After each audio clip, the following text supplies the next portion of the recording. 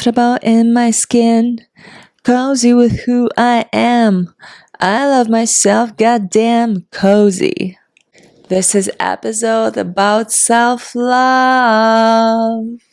Hi, my dear listener. Welcome back to the Dark Muse podcast. You might be wondering, what the hell happened to me? Where did I go? Why did I miss a week? Well, let me tell you what happened because that ties up directly to the topic of self-love.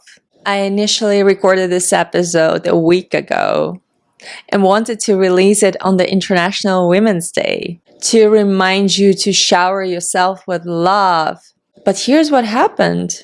This guy, the recorder that I used for the audio, decided to delete my audio file with no trace. And even though my initial reaction was getting frustrated, I caught myself right away and I realized that I could do that episode better. And I need to be fully in my resource to be talking about self-love. And at that moment, I didn't have energy to record a new episode from scratch. And as a gift to myself for International Women's Day, an act of self-love and kindness towards myself, I just decided to let myself be and miss a week if that's what it takes, and just relax and be a woman and come back to it next week. Here I am, recharged and ready to preach about self-love. Also, this is episode number 10, and 10 is a very special number to me. Anything major and significant in my life either happened on the 10th or was associated with number 10 in some sort of way. For example, I was born on the 10th. I moved to the United States on the 10th. I won multiple competitions when I was a participant number 10. I met all my karmic partners on the 10th. And so on. That's why this being an episode number 10 was another sign for me that it is a lesson, it is a test for me on my own healing journey of whether I love myself enough to let myself skip a week. And hell yeah, I do. Do you know how many times I received a question from a woman that sounded like, how can I learn to love myself? How can I practice self-love? And every time I hear that kind of question, that reminds me how much we are still disconnected from our nature, from our divine essence, and how we've been programmed to believe that love is something external.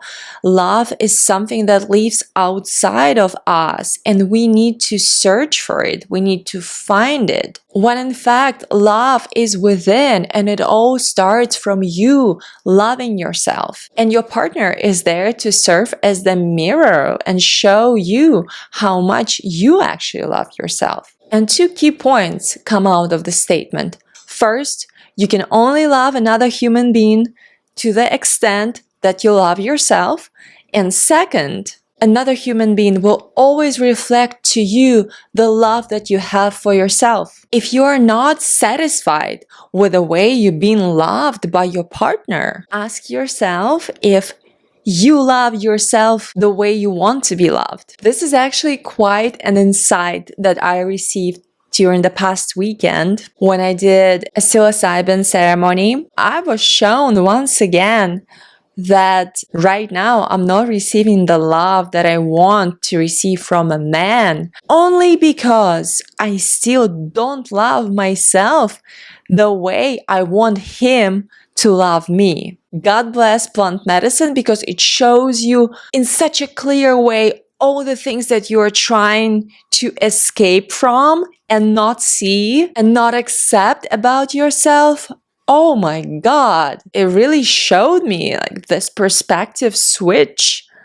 Hey, you want your man to treat you like this and be devoted and worship you, be committed to you and understand you and support you? Hey, but you're still not accepting yourself fully. You're still being harsh with yourself sometimes. You're still playing the game of achieving success, becoming an overachiever in order to let yourself love yourself fully?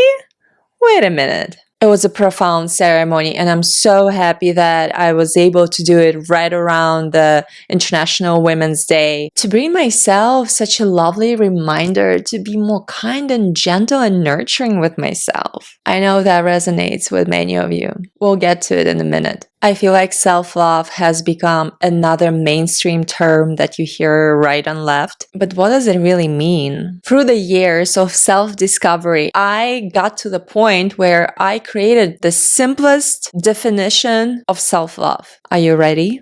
It will blow your mind. Self-love is letting yourself be. It's letting yourself be just the way you are and knowing that you are deserving of love and you are worthy of love right this second because you are, not because you do, not because you achieve, because you are, because you exist. We are called human beings, not human doings, for a reason. And if you're struggling with loving yourself just the way you are, you most likely never learned the concept of unconditional love in your childhood. Just like I didn't. But don't worry, it's never too late to learn that. We're gonna learn it together. Because it's never too late to start loving yourself unconditionally. And the sooner you do that, the happier your life will become. Unfortunately, many of us throughout our childhoods learned that love is conditional. Let me explain. For example, I always knew that in order to receive my mother's love, I needed to be an A+ student, first in class, get a first place in a dance competition. What I didn't learn though is that I could fail a test and still be loved. I could perform poorly in a dance competition and still be worthy of love because that wouldn't change who I am. That wouldn't decrease my worthiness. That I could sit and do nothing for a week and still be loved because I am me. I am not my accomplishments. I am not my looks. I am not my relationships. I am not my career. I am me. This soul, this inner child who came here to explore and grow and evolve. This is all fun, but that's not who I am. That's not the essence. The essence is here. How do I feel being myself? If all of this will be taken away, how would I feel being me one-on-one with myself? Self-love is not just wellness. It's not getting a massage or getting your nails done, even though wellness is a part of self-love. But this is a way bigger concept that is really about building a nurturing and healthy relationship with yourself. Remember, you are your most important relationship in this life. The one you cannot break up with. You are stuck with yourself for the rest of your life. It is in your best interest to make this relationship fulfilling, happy, and loving. And all the relationships that you will attract in your life will be a reflection of your relationship with yourself. Out of curiosity, look back at your past relationships and compare how you felt about yourself when you attracted a certain partner and what that partner reflected back to you. I guarantee you will see a connection there. And with that in mind, if you know what kind of ideal relationship with another person you want to attract, build that relationship with yourself first. That's the only way. That was a loud reminder for me during the past weekend when I did the ceremony. Holy shit. It was so clear and loud. All right, we understand what self-love is in theory, right? It's letting yourself be. Now, how do we get there? The blueprint that I'm about to share with you is something that I created based on my own experience of peeling out the layers of all this bullshit and coming back to myself. The first and the most important step is acceptance. In order to start loving yourself, you need to see yourself fully. Even the parts that you would prefer not to see, even the parts that you're ashamed of, even the parts that drive you insane, all of that. To see yourself as you are, period. You cannot accept yourself fully without having an honest look at yourself. See yourself as a fact. This is who I am right now. This is what I look like. This is what I feel like. This is what my life is looking like. This is the whole picture. This is me. And accept it. Accept it. Because you are already worthy of everything that you desire right now. And most importantly, you are worthy of love. Your own to begin with. Sit with it for a moment.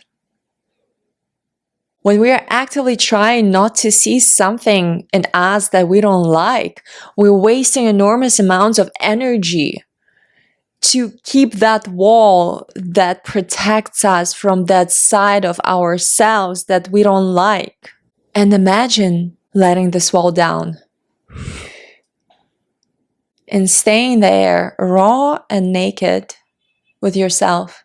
And all of a sudden, that energy that was wasted to keep this wall, to hold this wall together, now this energy is released and can be used for your growth and self-improvement and getting closer to your higher self.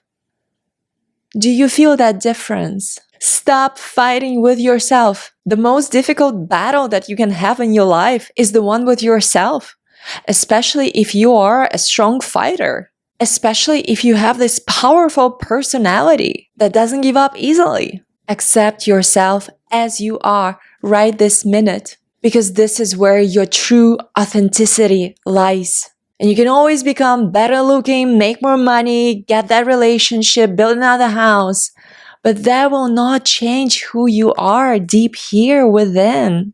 And that will not change the fact that you are worthy of love and abundance.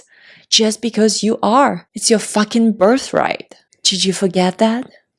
Step number 2. Start noticing. Are you doing certain things because you love yourself? Or are you doing certain things because you want to get to the place where you can finally allow yourself to love yourself? I'll give you examples. Are you going to the gym because you want to live this life in a healthy, energized, and balanced body? Or are you going to the gym because you fucking hate your body and you're punishing yourself for not being in the shape that you want to be?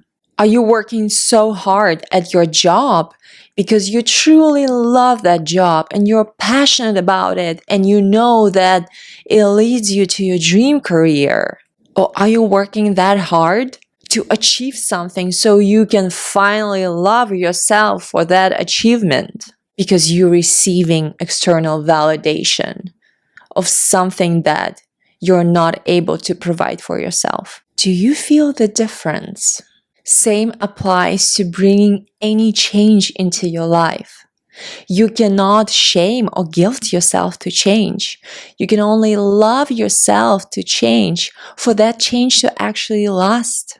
Let's take an example with the body and being in good shape. When you're going on a strict diet that is deeply uncomfortable for you, for your body and your soul and your mental health, it completely messes you up. You're constantly craving something, but you're not giving it to yourself because you're saying you're fat, you need to lose weight.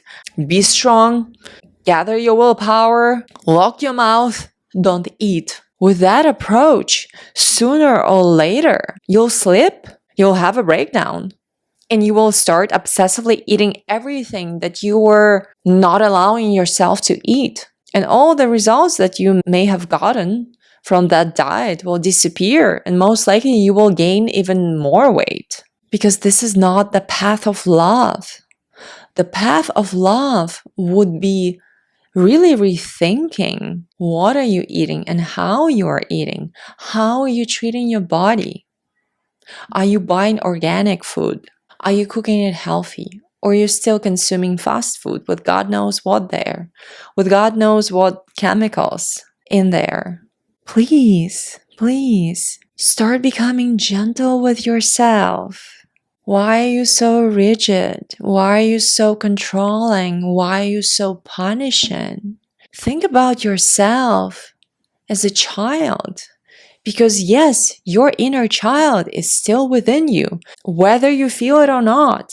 If you start thinking about yourself as a child, would you want to treat your child that way? Would you want to feed that child that bullshit that you've been consuming? Start nourishing the child within you. Start treating your body and your mind with love and care. And when person feels loved, everything starts aligning because we are able to relax and tap into this vibration of unconditional love and acceptance, where everything flows without being forced. We all have inner critic within, this voice inside of our head that is always judging, making comments, analyzing. I want you to take a moment and think about how your inner critic is talking to you. Is your inner critic polite? Is your inner critic respectful? What kind of words does your inner critic use when talking to you? Can you come up with this character that will represent your inner critic? If your inner critic would be a personality, a character, who would that be? That could be an interesting exercise for you tonight. Just sit with yourself in meditation and analyze. Who is this persona in your head that is always observing you every single step of the way and judging the hell out of you? And once you realize who that is, ask yourself, do you like that person? Would you be friends with that person? Would you allow that person in your environment?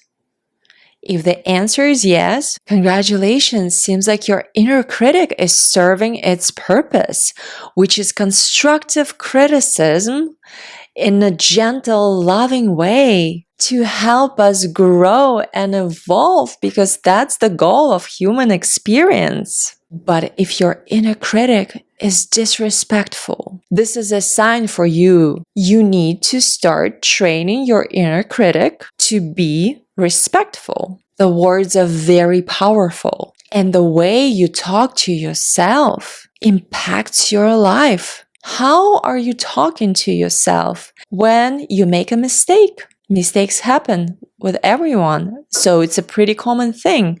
How do you talk to yourself when that happens? If your reaction is somewhere along the lines, oh my God, I'm an idiot, I cannot do anything right, I'm a failure, I'm a loser, you are bullying yourself without even realizing it. There is no love in this communication. What if instead you say, I made a mistake, but because of this mistake, I learned a valuable lesson, so it never happens again. I am grateful that right now I became wiser and more mature. Different narrative, different story, different impact. So please, I invite you to really start observing the way you speak with yourself throughout your day. And if you catch yourself maintaining this self-hatred, I want you to pause, take a deep breath, and intentionally choose different words. And if it's too difficult for you to catch yourself in the moment, I want you to start journaling every day, where in the end of the day, you would write things that you told yourself today in a kind way. Rewrite what you're telling yourself. And step number 3 will trigger the shit out of you because it's been triggering myself for many years and still is to a certain level. Remove perfectionism. Yes. I am someone who struggled with perfectionism for so many years, and trust me, you're never gonna get there. You're just gonna exhaust yourself in the process, but there'll always be something that you are not happy with in yourself.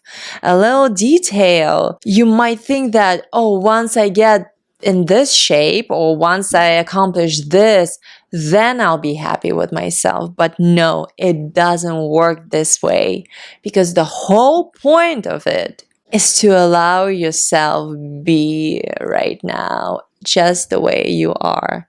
Continue working on yourself. Continue becoming the best version of yourself, but fucking love yourself in the process. Because let me tell you, if you are loving the current version of you, you are propelling yourself forward to the highest version of you. And if you are hating the current version of you, you're pulling yourself back from reaching that potential. With us women, perfectionism splits into 2 categories. First is our looks, and second is our accomplishments. Let's start with looks. I honestly think that social media fucked us up. I do remember the world before social media and the world with the creation of social media and how it evolved and how things were changing and how that was impacting people and the way they feel about themselves. We opened the wrong door at some point. So we need to come back here to your heart and observe what the hell happened and why all of a sudden half of women on the planet are looking exactly the same right now. This is something that deeply scares me when I'm not able to physically distinguish two people, when they're looking so much alike that it feels like someone just took a person and created a clone. That shit is scary. Social media, widespread photo editing tools, and the rise of the plastic surgery have created unattainable standards of beauty. And very often, when women don't meet the standards, they get frustrated with themselves. And while I'm not against the beauty enhancements that highlight your natural beauty, that emphasize your features and your uniqueness, I don't understand why someone would want to look exactly like another human being. I think we forgot a very important thing in the process. Each of us was born completely unique. And that's the beauty of it, that there is just one you in an entire world and there is no one else like you. So why do you want to be like someone else? Why do you want to be a copy instead of being an original? Think about it in terms of art. Would you rather be a rare masterpiece or a mainstream print? The second option is rather affordable and available to anyone. But the first one requires time and effort to find it and resources to purchase it. So only a few selected people with great taste have a chance of obtaining that masterpiece. When you start thinking about it this way, being a mainstream print is not that attractive anymore, is it? My personal message to all of you: embrace your uniqueness. Do what you need to do to like what you see in the mirror, but let that be you, not someone else. Because the most delicious thing is your authenticity, and nothing can top that flavor. And the second category of perfectionism is accomplishments. Because again, you start comparing yourself to others. You might have forgotten that we all started at different points in life. We all had different backgrounds. We all had different experiences growing up. And it's absolutely unhealthy to compare yourself to others. If you're not as successful as someone else, that doesn't mean that they're better than you. You just have a different journey. Slow and steady wins the race. Don't forget that. Also ask yourself, how do you feel when you see someone who's more successful than you? Do you feel jealous or do you feel inspired? If you're feeling jealous, you need to look deeper within and find out why. Because if you want to grow, if you want to achieve something, you need to surround yourself with people that are more successful than you, the people that are better looking than you, the people that have better relationships than you. If you want to continue growing, do that for yourself. But you need to make sure that that will inspire you. I know that will inspire me because that's how I see things. But if that will bring you jealousy and self-hatred, before surrounding yourself with these people, just like sit with yourself and figure that shit out. All right? Do some therapy. Come book a session with me. We'll work together. Step number 4. I love this one. Boundaries. Establishing healthy boundaries with everything in your life. Once and for all, make yourself your own priority. You always come first and then the rest of the world. Doesn't matter if you have children and doesn't matter if you have a needy husband. No. You come first and then the rest of the world. That means staying in tune with yourself and asking yourself how you're feeling right now. Cutting everything out that does not serve your highest good. Your relatives are bringing you down and making you feel bad about yourself. Well, take a step back. Start hanging out less or cut the contact at all. You're an adult. You can do that. If that's causing you your inner peace, that's not worth it. Start practicing saying no. If it's not a hell yes, it's a fucking no. If you need to convince yourself, it's a fucking no. If you need to find all the reasons of why, yes, possibly, maybe, it's a fucking no. Your intuition, your gut is telling you, no, don't do this. This is not for you. So listen to yourself. Yes, you made those plans earlier, but now you're no longer feeling that. Say fucking no. Speak up and say that. Do not go somewhere where you don't want to be right now simply because you agreed to that earlier.